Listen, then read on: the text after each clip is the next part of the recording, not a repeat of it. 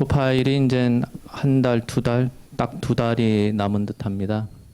매년 돌아오는 뭐 부처님 오신 날이긴 한데 그 매번 똑같은 모습을 보여주는 게 좀 식상할 것 같아서 새로운 모습 보이려고 이렇게 고심을 하다 보니까 사실은 한정된 자원 안에서 이렇게 다양한 이벤트를 구성하는 게 참 힘들죠. 그 신도분들의 그 눈높이가 굉장히 높아져서 어설피했다가는 좀 지루한 면도 있고 그래서 항상 고심을 하고 있습니다. 항상 그 뭐라고 해야 될까요? 그 매번 올 때마다 새롭다고 느끼는 것도 이상하고 또 매번 올 때마다 또 너무 식상한 모습, 맨날 그때 보던 모습만 보여주는 것도 좀 지루한 면이 있어서 그 중간에 조율을 맞추는 게 참 힘든 것 같습니다. 강의를 계속 진행하도록 하겠습니다. 저번 시간은 이제 초하루라서 회조스님께서 법문하셨고 2주 전에 했던 내용 다시 떠올려 보면 법상에 스님이 올라가서 이렇게 법문을 하실 때 너무 어려운 이야기니까 나랑은 상관없어라고 생각할 필요도 없고 또 너무 매번 듣던 이야기라고 해서 그냥 흔히 하는 말 또 매번 들었던 말이니까 내가 다 아는 거 그렇게 치부하지 말아야 된다 그런 말씀을 드렸습니다. 그러면서 또 하시는 이야기가 조심막 입문에서 그렇게 법문을 해주시는 선지식에 대해서 경박한 생각을 내지 말아야 한다. 그로 인해서 도가 장애가 생기어서 수행의 전진을 이룰 수가 없으니 그런 일을 간절히 삼가야 해야 될 일이다. 그러면서 비유를 들었습니다. 논에 이르기를 뭐라고 되어 있느냐? 어떤 사람이 밤길에 횃불을 들고 가는 죄인을 만나거든 그 사람이 죄인이라는 나쁜 사람이라는 이유로 그 불빛을 받지 않는다면 구덩이에 떨어질 것이다 그랬어요. 그러니까 그 산골짜기 컴컴한 그 가로등불 하나 없는 곳에서 불빛 하나 없는 데를 혼자 가려면은 길을 얼마나 헤매고 다니겠습니까? 그런데 저 앞에 횃불을 든 사람이 한 명 보이는데 그 사람이 죄 지은 사람이라고 저 사람 곁에 가선 안 되겠지. 저 횃불은 죄 지은 사람이 들었으니까 저 필요 없어. 그렇게 할 필요가 없다는 거예요.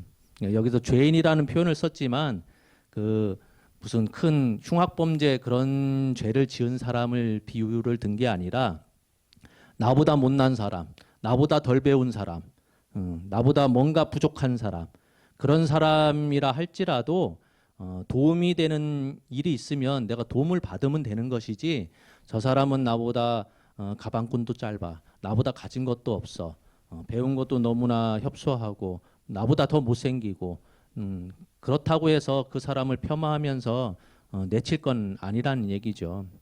보통 그 저희들이 이제 비유를 드는 일들이 그런 거 많이 들죠. 그 부모님을 그 자녀들이 많이 배우고 뭐 가정교육이라는 핑계로 그렇게 배우긴 하는데 보통 그렇지 않습니까? 어머니가 하루 왼종일 드라마 TV 보면서 자식들 들어오면은 공부하라고 얘기하는 거. 자녀들도 다 알거든요. 엄마는 맨날 드라마 보고 TV 보면서 나한테만 공부하라고 한다고. 그 부모님은 그 교통신호 한 번도 지키지 않으면서 매번 나한테 밖에 나가는 자식들한테는 신호등 잘 지켜라 그런 얘기 할 때, 그러니까 본인 스스로는 잘 못하면서 사실은 자녀들한테는 이렇게 해야 된다 저렇게 해야 된다 그 기준을 항상 얘기를 하죠. 제가 항상 그 비유를 드는 말이 그런 비유를 항상 들었어요. 누구나 훌륭한 말 좋은 말은 다 할 줄 알죠. 다 할 줄 아는데 똑같은 말을 하는데 누구 말을 들을 것이냐, 성인이 하는 말씀을 들을 것이냐, 아니면은 말 그대로 도둑질을 업으로 잡는 사람이 하는 훔치면 안 돼, 다른 사람들한테 정직하게 살아야지, 남의 거 훔치고 해코지하면 안 돼. 그런 말은 사실은 누구나 다 할 수 있는 말인데도 불구하고 누가 하느냐에 따라서 그 값어치가 달라진다 그랬습니다. 같은 말인데도 성인이 하시는 말씀이랑 또 일반적으로 그 못된 일, 나쁜 일 하는 사람, 설사 내 부모라 할지라도 내 형제라 할지라도 그렇게 안 좋은 일을 업으로 삼는 사람들이 하는 말, 같은 말인데도 불구하고 그 값어치가 분명히 경중이 있죠. 그래서 여기 논에서는 하는 말이 나보다 설사 못나더라 하더라도 이 어두컴컴한 밤길에 횃불을 들고 가는 사람이 있으면 그 횃불을 길잡이 찾아서 같이 나아가야지 저 사람 비난하고 저 사람은 나보다 못났으니까 저 사람 곁에 가서는 안 돼. 그렇게 생각할 필요는 없다는 뜻이죠. 언젠가 한 20년 전인가요? 그 노스님이신 설자정자 스님을 제가 잠깐 모신 적이 있었는데 그 무슨 얘기하다가 이제 출가하고 나서 그 스승을 은사 스님이죠. 은사 스님 대하는 거를 이렇게 무슨 그 사석에서 차 마시면서 얘기를 나눈 적이 있었는데 그분이 그때는 이제 우스갯소리라고 생각을 했었는데 재미난 이야기를 하셨어요. 어떤 이야기를 하셨냐면은 출가해서 이제 삼위계를 받고 비구계를 받고 은사 스님을 모실 때에 그러면 은사 스님한테 내가 계를 받았으니까 평생 은사 스님을 모시면서 시봉하면서 사는 게 옳은 일이냐 그런 얘기를 하다가 그 노스님께서 하시는 말씀이 나한테 계를 준 스승이 은사가 두 가지를 갖추고 있으면 아주 100점이래요. 그러니까 두 가지가 뭐냐?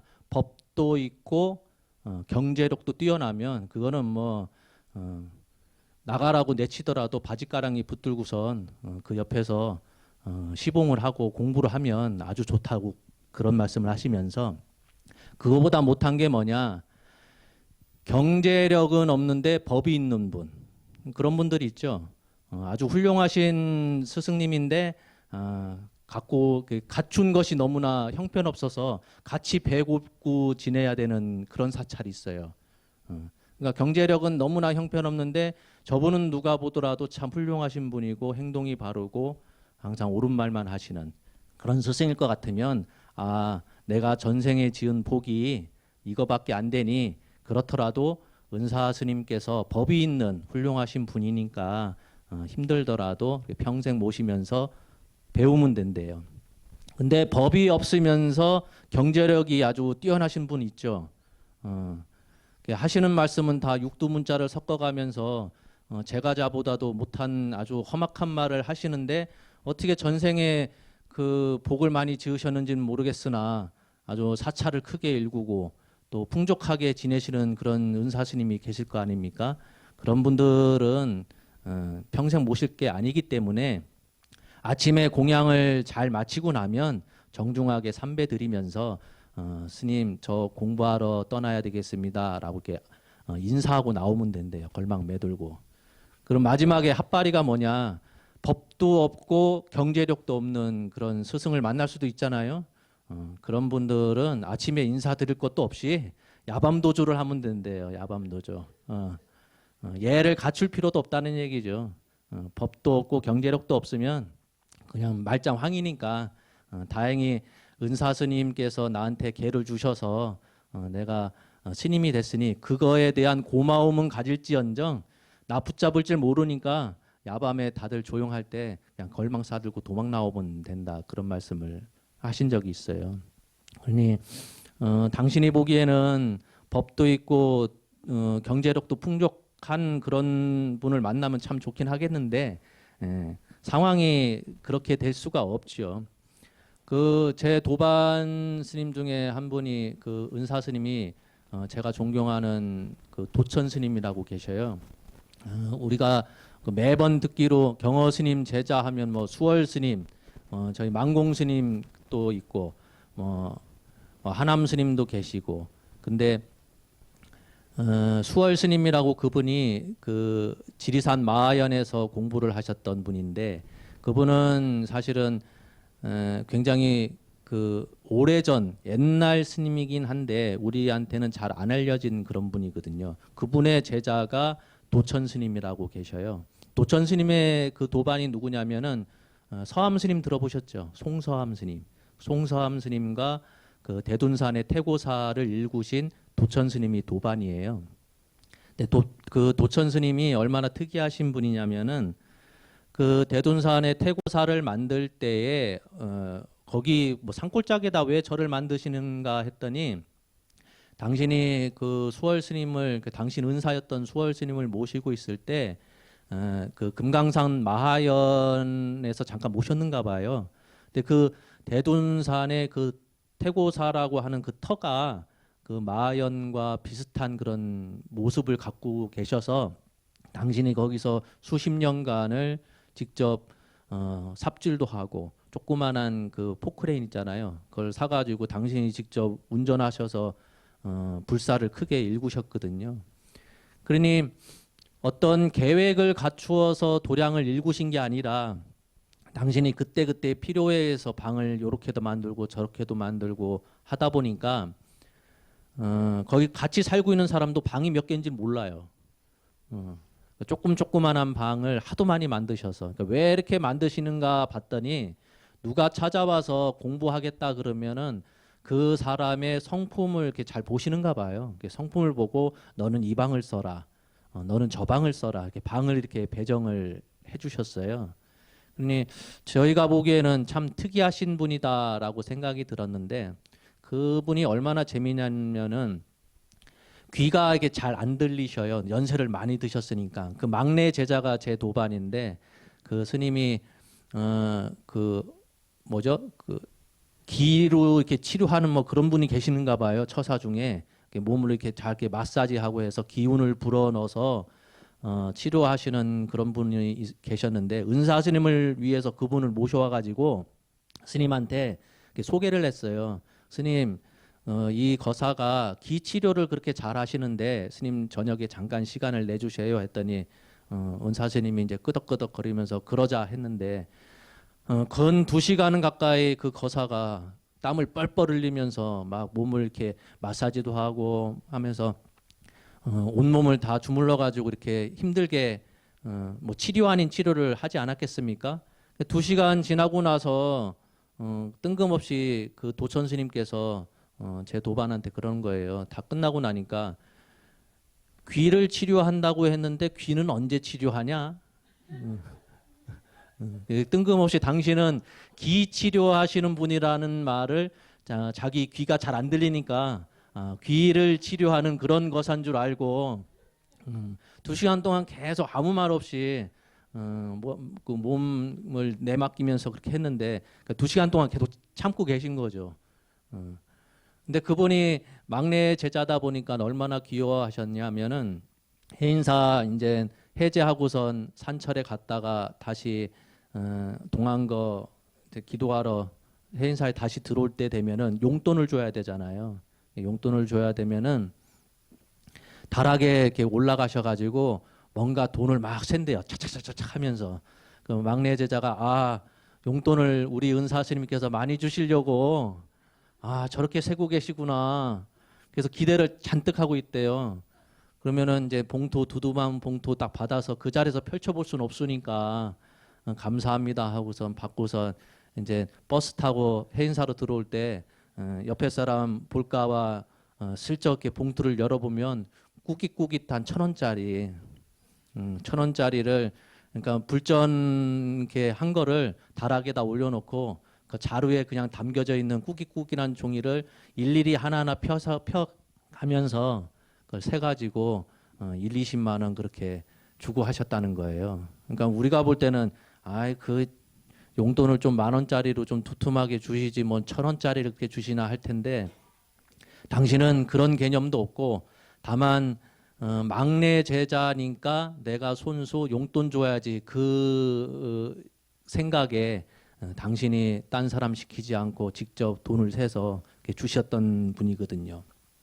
그분 도반이 송서암 스님입니다. 서암 스님도 종정도 하셨고 아주 훌륭하신 분인데 그분도 얼마나 재미난 분이냐면은 당신 제자들이 그렇게 많은데도 불구하고 도천 스님, 도반인 도천 스님을 만나러 올 때 항상 당신이 버스 타고 기차 타고 혼자 그렇게 다니셨대요. 수덕사에는 기억하시는 분들 계신지 모르겠으나 3대 방장이었던 원자, 담자, 원담 스님 계실 때에 그때 그 스님 한 분, 노 스님이 한 분 계셨어요. 그래서 수덕사에 3대 보물이 있다 그랬습니다.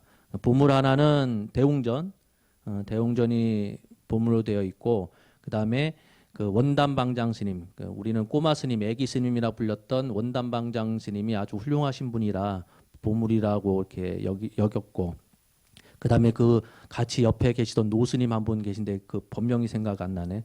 그분이 계셨는데 그분이 얼마나 훌륭하신 분이냐면은 그 원로위원까지 하시고 막 했던 분이에요.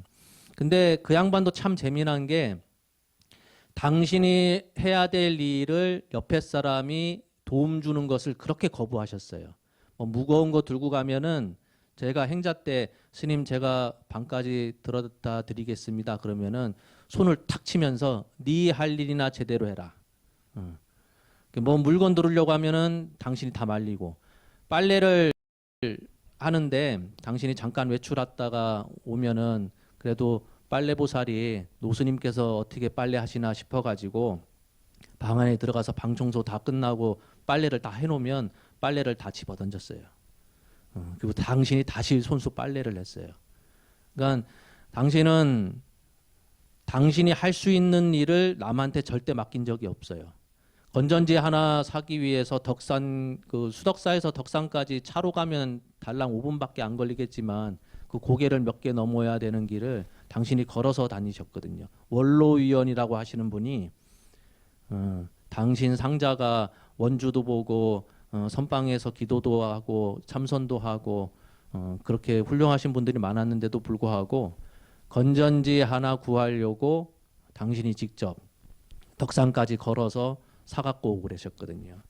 그러니까 우리는 보면 훌륭하신 분 할 것 같으면 어떤 분은 훌륭하신 분이라고 여기십니까? 여러분들 머릿속에서 떠올리신 분들이 종단에서 큰 자리를 앉아 계신 분, 그런 분들이 큰 스님인가요? 아니면은 경제적으로 아주 풍족하신 분, 그런 분이 큰 스님인가요? 그 전에 그 서울의 어느 지역 지나가다가 봤는데 플랜카드에 무진장 큰 스님 대법회 그렇게 플랜카드가 걸렸어요. 걸렸는데 우리는 이제 무진장 스님이라는 분이 계셔요. 그쵸? 들어보셨죠? 무진장 큰 스님 하니까. 근데 불교를 잘 몰랐던 분이 그 플랜카드 보면서 얼마나 큰 스님이길래 무진장 큰 스님이라고 저 플랜카드를 붙였을까 의아해 하더라고요. 요즘은 법명 자체를 이제 한자로 많이 짓긴 하는데 한글로 짓는 분들도 간혹가다 계셔요. 요즘 이제 젊다고 해야 되나? 그러니까 출가하신 지 이제 몇 해 안 되신 분들이 본인이 그렇게 졌는지 은사스님께서 지어줬는지는 모르겠으나 그 한글로 지은 분들이 이제 가끔 보이더라고요. 그걸 보면서 저도 생각을 해보는 바가 아니 꼭 한문으로 이름을 지을 필요가 있나? 영어로 지으면 안 되나? 그런 생각도 들고 뭐 요즘은 이제 한글로도 짓고 이렇게 하긴 하는데 중요한 것은 우리가 곰곰이 생각을 해보면 큰 스님이다, 훌륭한 스님이다 할 때의 기준을 우리가 제대로 잘 잡아야 된다 그런 생각이 참 들어요. 큰 스님이고 훌륭한 스님인데도 불구하고 말년에 그렇게 곤욕을 당하셨던 분이 한두 분이 아니거든요. 그러니까 당신은 평생을 위해서 사찰을 위해서 땅을 일구고 남한테 뺏겼던 땅들을 소송을 통해 가지고 50만 평을 사다 놓은 분이 저희 노스님이거든요. 설자 정자 스님. 옛날 기억나시는지 모르겠으나 지금 일주문이라고 돼 있는 곳보다 사실은 저 수덕여관에 일주문이라고 돼 있죠. 거기가 사실은 일주문이었어요. 근데 기억나시는지 모르겠으나 그 주변이 옛날에는 다 그 음식점이었고 술집이었고 그랬어요. 옛날 분들이 그 뭐라고 해나 그 임대를 내주면서 이게 계약서를 제대로 안 적다 보니까 누가 누구한테 논이고 바치고 임대를 줬는지 땅을 빌려줬는지 뭐 아무도 알 수가 없는 일이에요. 그러다 보니 사하촌에 있는 분들이 사실은 10년, 20년 지나고 아무도 모르니까 이제 내 땅이 있냐, 내 집 있냐 그렇게 주장했던 때가 많았었거든요. 그때 설자 정자 스님께서 그 소송을 수십 번을 거쳐가지고 당신이 직접 그 변호사 되기에는 돈이 많이 드니까 조서를 다 쓰셔가지고 다 찾아 놓으셨죠.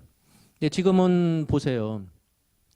옛날 분들은 사찰을 지키기 위해서 땅을 사들이고 잃어버렸던 논밭을 다시 찾고 했는데 어떤 분들은 보면 여러분 누구라고 지칭할 것도 없이 옛날에 있었던 일들을 되짚어 보면 어떤 분은 주지를 보면서 땅을 다 팔아먹고 아니 보면은 그 많은 알토랑 같은 논밭은 다 팔아먹고 저 임야만 잔뜩 남겨놓고 사람 살 수 없는 산만 이렇게 잔뜩 갖고 있고 저 밑에 평지인 논밭은 언제 다 팔아먹었는지 모르겠으나 다 사라져버리고 그런 일들이 비일비재하죠.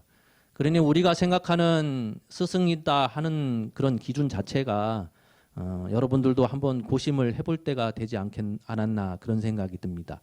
당송 8대가의 한 분인 한유라는 분이 그 시를 하나 지은 게 있는데 시 제목이 스승이란 이게 제목이에요. 한번 읽어드릴게요. 아주 그 훌륭한 시라서. 옛날의 배우는 이들은 반드시 스승이 있었다. 스승은 학업을 전수하고 의욕을 풀어 도를 전했기 때문이다. 사람이 나면서부터 아는 자가 아니라면 누가 의욕이 없겠는가. 의심이 들면서도 스승을 따르지 않으면 그 의심은 끝내 묻히게 된다. 나보다 앞에 태어나 삼라만상의 이치를 깨우침이 확고히 나보다 앞서면 나는 그를 쫓아 스승으로 삼고 나보다 뒤에 태어나 삼라만상의 이치를 깨우침이 또한 나보다 앞서면 나는 그를 쫓아 스승으로 삼는다. 나는 삼라만상의 이치를 스승으로 삼으니 삼라만상의 이치가 있는 곳이 스승이 있는 곳이다. 이런 그 시를 하나 지었어요. 그러니까 이 한유라고 하는 당송 8대가의 한 분이라고 하는 이분이 보는 스승이란 나보다 나이가 많든 나보다 어리든 그게 중요한 게 아니라 세상 돌아가는 이치를 잘 아는 사람이 있을 것 같으면 선배든 후배든 따지지 않고 다 스승으로 삼겠다 그런 뜻이겠죠. 논어 수리편에도 보면 그런 말이 있습니다. 삼인행 필유 아사언. 3인이 길을 걸어가면 세 사람이 길을 걸어가면 그 중에 나의 스승이 분명히 있다 그랬어요. 그러니까 우리는 나보다 똑똑한 사람, 많이 배운 사람, 훌륭한 사람 그런 사람만 스승으로 여기는데 그게 아니라 나보다 못나고 나보다 나쁜 짓 많이 하고 나보다 실수 많이 하는 사람도 나를 가르치는 스승이다 그랬어요. 왜냐하면은 반면교사 저렇게 살면 안 되겠구나. 그것도 배우는 거거든요. 저렇게 살면 되겠구나라는 것도 나한테 가르침을 주는 거지만 저렇게 살면 절대 안 되겠구나라고 하는 것도 가르침을 주는 스승이죠. 이어서 보면 뭐라고 그 개초심학 입문에 되어 있냐면은 법문을 들을 때는 마치 얇은 얼음판 밟듯 조심하여 반드시 귀와 눈을 기울여 현묘한 법문을 들을 것이며 마음의 번뇌를 고요히 하여 극한 이치를 맛보다가 법당에서 내려온 후 무견히 앉아 관조하되 의심나는 바가 있으면 먼저 깨달은 선지식에게 널리 묻고 아침 저녁으로 생각하고 물어보되 터럭만큼도 의심의 여지가 없이 틀림없게 해야 한다. 이와 같이 해야 능히 바른 신심을 내어 도를 마음에 품는 자라 할 것이다. 법문 듣고 나면 법문을 들을 때는 귀한 법문, 귀한 가르침 듣듯이 조심조심해서 들어야 되고 그 와중에 그냥 듣고 그냥 지나치는 것이 아니라 들었으면은 자기 집에 가서 되짚어보면서 그 하신 말씀이 무슨 뜻일까라고 곰곰이 관조를 해야 된다는 거예요. 관전히 되짚어 봐야 되고 그런 가운데에 의심 나는 것이 있으면 그냥 의심 나는 대로 그냥 가만히 둘 것이 아니라 나보다 훌륭한 분 찾아가서 그 의심에 대해서 물어야 된다는 겁니다. 그냥 의심 나는 대로 그냥 내팽겨 치는 것이 아니라 궁금한 게 있으면 물어봐야 된다는 거죠. 그게 공부지 그냥 듣고 나서 그런가 보다 뭐 궁금한 게 있고 의심 나는 게 있어도 그냥 바쁘니까 또 굳이 찾아보지 않고 묻질 않아도 세상 사는데 전혀 뭐 손해 보는 일도 아니니까요. 여러분들 그런 거 들어보셨죠? 사실은 절에 와서 기도 열심히 하긴 하는데 사실은 눈에 확 띄게 삶이 달라지는 분들은 극히 드물죠. 오늘 한번 열심히 기도했다고 해서 사실은 세상이 천지개벽 하듯이 내 삶이 뒤바뀌는 경우는 극히 드물죠. 오늘 열심히 108배 하고 다란히 108번 108독 했다 해서 살림살이 좀 나아집니까? 전혀 나아질 기미가 안 보이죠. 그런데도 불구하고 하는 이유가 무엇일까? 답은 사실은 본인들이 다 알고 있습니다. 제가 굳이 답을 내리지 않더라도 기도하면 뭐가 좋은지, 왜 하고 있는지, 내가 이 시간에 왜 절에 와가지고 부처님 앞에서 절하고 있는지, 그 이유는 사실은 본인 스스로가 다 알고 있죠. 알고 있는데 그 답 자체는 각자마다 다 다르죠.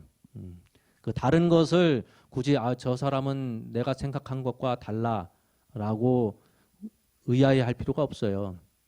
왜냐하면 방법은 너무나 다양하고 그 다양한 방법을 통해서 얻는 결과도 너무나 다양하고 다양한 것을 그 결과물을 서로 비교할 필요는 없습니다. 비교할 것 같으면 사실은 부모도 비교해야 되고 내 얼굴 모양도 다 비교해야 돼요. 나의 키도 비교해야 되고 왜 나는 170도 안 됐을까? 170만 넘었어도 말 그대로 소금같이 짠 이쁜 마누라 얻어서 출가 안 하고 밖에 나가서 잘 살고 있을 수도 있는데 그러니 자기 외모를 남과 비교할 필요 없고 자기가 무엇을 배우고 못 배운 거에 대해서 남과 비교할 필요가 전혀 없죠. 나는 나일 뿐이니까 내 자신을 소중히 할 줄 아는 사람이 남도 소중히 할 줄 아는 겁니다. 공부라고 하는 것은 다 그런 거예요. 절에 와서 기도를 할 때도 그 숫자에 자꾸 매일 필요는 없습니다. 108배를 하는데 107번 하면 어떻습니까? 또 110번 했다고 해서 2배 더 했으니까 나 손해야 라고 생각하는 분 계세요? 억울해 죽겠어요? 제가 해인사에 있을 때 그 윗반 선배가 그 참외를 주는데 그 108배 그런 거는 뭐 10분 15분이면 하니까 괜찮죠. 보통 1000배 뭐 어떨 땐 3000배 그렇게 참외를 주는데 그렇게 주면 사실 기분 나쁘죠. 그러니까 그 얼굴 그 마주 보면서 인상이 찌푸러지지 않겠습니까? 그럼 그 선배 스님이 뭐라고 하는 줄 알아요? 기분 나빠요? 부처님 앞에 절하는 게 그렇게 억울해요? 억울할 일은 아니지만 절이라고 하는 것을 참회라고 하는 것을 말 그대로 절한다 생각 안 하고 이건 노동이다 생각되고 하나의 벌이다라고 생각이 드니까 얼굴이 찌푸러지고 짜증이 나죠. 모든 기도는 말 그대로 숫자를 세워가면서 연연히 할 필요는 없어요. 108번 가운데 2~3번 빠져도 괜찮습니다.